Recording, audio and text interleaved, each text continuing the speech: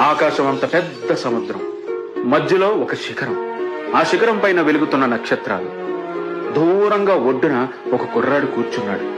ఏమైనా సరే ఆ శిఖరాన్ని చేరుకోవాలి, ఆ తారల్లో నేను వెలగాలి అని సంకల్పించుకున్నాడు. తన నమ్మకాన్ని ధైర్యంగా మార్చుకొని ఒక్కసారిగా సముద్రంలోకి దూకేశాడు. ఈదడం మొదలెట్టాడు. కెరటాలు ఎగిసి పడుతున్నాయి. ఎండ మండిపోతుంది. సొరమైనలు అతని గమనిస్తున్నాయి. అయినా ఆ కుర్రాడు ఆగలేదు, ఆపలేదు. పగలు లేదు, రాత్రి లేదు, వాన లేదు, వరద లేదు, అలుపు లేదు, సొలుపు లేదు.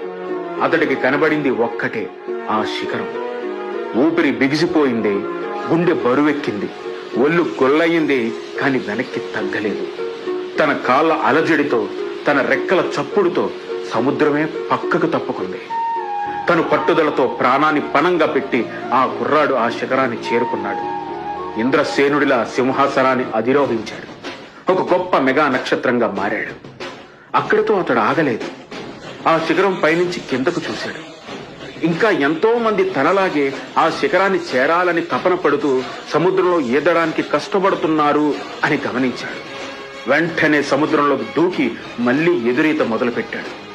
అందరిని తన మార్గంలోకి తీసుకొచ్చి దారి చూపాడు. శిఖరం పైన తన పక్కన కూర్చోబెట్టాడు.